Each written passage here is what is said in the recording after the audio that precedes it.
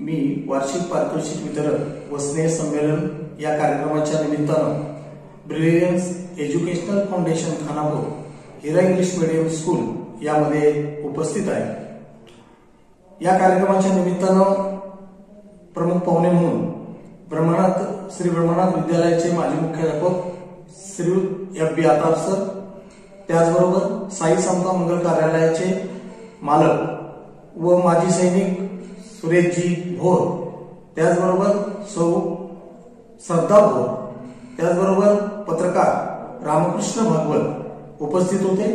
त्याचबरोबर brilliance educational फाउंडेशनचे संस्थापक हाजी इस्माईल खान, त्याचबरोबर संस्थेचे अध्यक्ष माननीय जावेद भाई तिरंदाज, त्याचबरोबर माननीय इब्राहिम भाई खान उपस्थित होते।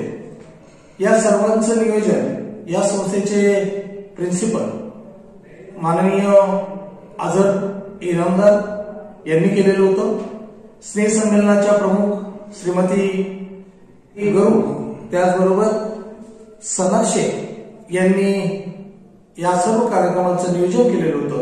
या सर्वांना या शाळेतील सर्व शिक्षक शिक्षकेतर कर्मचारी यांनी भरपूर सहकार्य केलं। या कार्यक्रमामध्ये अनेक प्रकारचे गीत, राष्ट्रीय गीत यांची रेलचेल बघायला मिळाली आणि हे सर्व मुलांचं कौतुक पाहण्यासाठी पालक मोठ्या संख्येने उपस्थित होते। खरं म्हणजे पुस्तकी ज्ञानाबरोबर मुलांना त्यांच्यातील सुप्त गुणांना वाव देण्यासाठी, त्यांचा सर्वांगीण विकास करण्यासाठी ही संस्था पहिल्यापासूनच खूप प्रयत्नशील असते आणि म्हणूनच सन 2008 मध्ये सुरू झालेली ही संस्था आज खूप मोठ्या उंचीवर पाहायला मिळते। केवळ इतर कार्यक्रमच नाही तर 10वीचा निकाल देखील त्यांचा नेहमीच 100% आपल्याला पाहायला मिळतो। या निमित्तानं या संस्थेचे प्रिन्सिपल आदरणीय अजहरजी इनामदार यांचं मनोगत आपण पाहणार आहोत। सरांचं प्रथमतः पुणे आपली बातमी या चॅनल मध्ये मनापासून सहर्ष स्वागत करतो। आणि सर, मैं आपसे बताना चाहता हूं कि यह स्कूल हिरा इंग्लिश मीडियम स्कूल सन 2008 में यह शुरू हुई। ब्रिलियन्स एजुकेशनल फाउंडेशन इस संस्था के माध्यम से आप कितने सालों से इस संस्था में काम करते हैं? आपले पुणे आपली बातमी इस न्यूज चैनल को मैं हार्दिक बधाइयां देता हूं और आपका धन्यवाद प्रकट करता हूं कि आप हमारे स्कूल में यहाँ पर आए और हमें आपके माध्यम से हमारे पूरे जिले के जो वासी है, देशवासी है, उन्हें अपने मत व्यक्त करने का मौका मिला। तो सर, सबसे पहले हमारी जो स्कूल है ये इसका फाउंडेशन ईयर 2008 में हमने शुरू किया था और तब से लेकर आज तक के हमारे स्कूल का ये 15वां साल है। इन 15 सालों में हमने बहुत संघर्ष किया है, हमने बहुत उतार और चढ़ाव देखे हैं। इन 15 सालों में हमने अब तक लगभग हमारे एसएससी के 6 बैचेस पास आउट हुए हैं, जो कि 100% पास आउट हुए हैं। साथ ही में इन 15 सालों में हमने बच्चों को एक स्टेज प्रदान किया है कि जिसमें हमारे बच्चों का सर्वांगीण विकास, जिसे हम कहते हैं, वो हो पाया है। हमारे बच्चे यहाँ से पढ़कर जब बाहर निकलते हैं तो पूरे तालुके में, जिले में और हमारे पुणे जिले के बाहर भी जाकर हमारा नाम कर रहे हैं। हमने उन्हें स्पोर्ट्स के माध्यम से, आर्ट्स और कल्चर के माध्यम से, एग्जाम्स के माध्यम से, स्कॉलरशिप के माध्यम से उनका विकास करने की कोशिश की है। हाल ही में हमारे स्पोर्ट्स डे कंप्लीट हुआ है। हमने यहाँ पर स्कूल में विविध प्रकार के कंपटीशन, जैसे डिबेट कंपटीशन रखे थे। हमने यहाँ पर आर्ट्स एंड कल्चरल के माध्यम से एनुअल गैदरिंग रखी थी, जिसमें हमारी गैदरिंग की इस साल की थीम जो थी वो थी ग्लिम्स ऑफ इंडिया, जो कि हमारे भारत के सबसे पहले प्रधानमंत्री पंडित जवाहरलाल नेहरू जी ने जो एक पुस्तक लिखी थी, ग्लिम्स ऑफ इंडिया, जिसका मीनिंग होता है भारत की झलकियां, या हम जिसे कहेंगे भारत एक झांकी। उसी को हमने स्टेज से प्रस्तुत किया था, जिसमें हमारे पूरे स्कूल में जितने भी हमारे छात्र और छात्राएं हैं सभी ने इसमें एक बढ़ चढ़कर योगदान दिया। हमारे शिक्षक शिक्षिकाओं ने भी योगदान दिया। पेरेंट्स ने, जो पालक वर्ग है, उन्होंने भी हमें बहुत सहकार्य किया। और इस एनुअल गैदरिंग के माध्यम से सर हमने एक भारत की संकल्पना हमने सामने रखी है, जिसमें हमने हर धर्म के, हर जिसे हम कहेंगे हर वेशभूषा और हमारा जो भारत का हेरिटेज है उसको हमने सामने रखने की कोशिश की है। और हमने यूनिटी इन डाइवर्सिटी ये संकल्पना ये भी सामने रखी है। पेरेंट्स ने उसे बहुत एंजॉय किया। अगर हमें मौका मिला और पेरेंट्स ने अगर हमारा साथ दिया तो आने वाले साल भी हम इसी तरीके से लोगों के सामने हमारा एक जो संदेशा है, जो मैसेज है, एक यूनिटी का, एकता का मैसेज हम लोगों के सामने रखेंगे। और हीरा इंग्लिश मीडियम स्कूल ये एक सर्व सामान्य जिसे हम कहते हैं ऐसे लोगों की स्कूल है। हमारे यहाँ पर जो बच्चे पढ़ते हैं वो हाई क्लास सोसाइटी से लेकर गरीब घर के भी बच्चे पढ़ते हैं।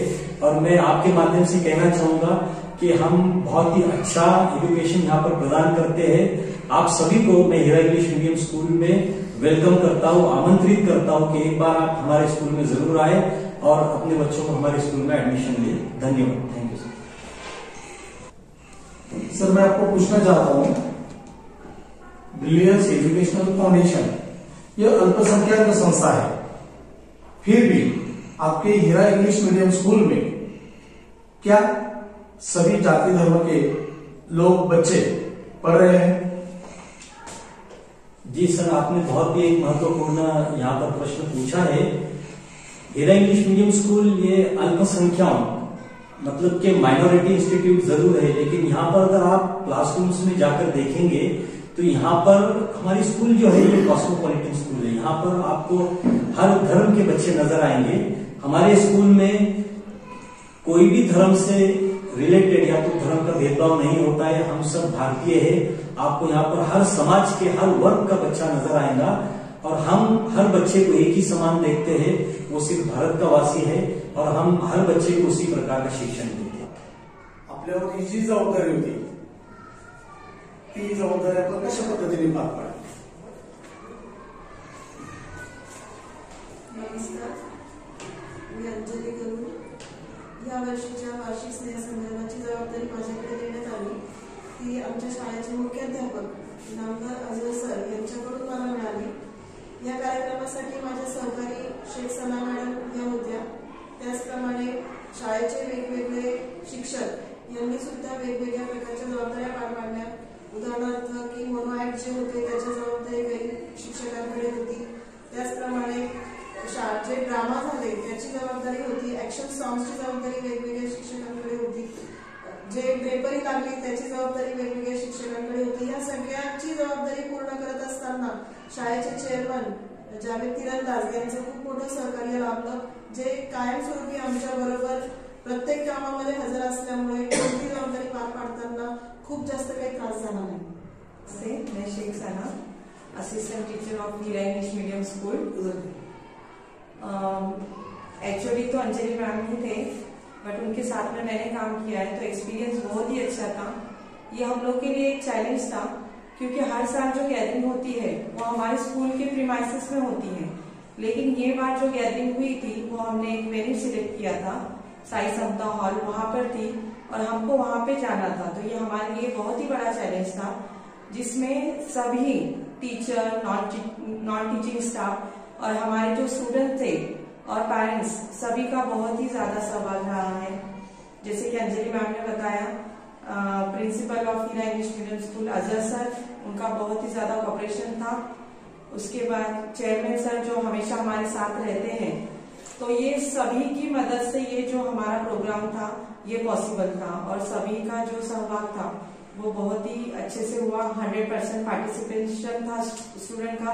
एक भी बच्चा ऐसा नहीं था कि जिसने जो स्टेज पे नहीं आया है। तो ये हमारा टीम वर्क था।